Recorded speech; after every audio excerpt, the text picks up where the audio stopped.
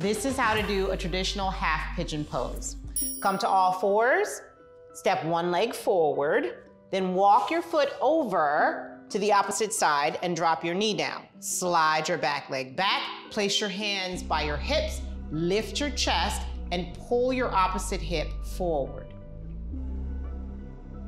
To modify this pose, come to a seat, bring one leg out, cross your ankle, hinge forward, and drop your head.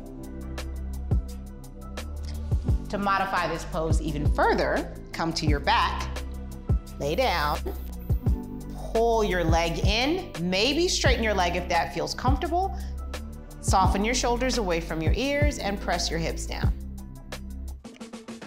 Are you looking for more product advice and wisdom from me? Or me? Or me? Hit that subscribe button or head over to thedesirecompany.com for more classes, how-tos, and reviews.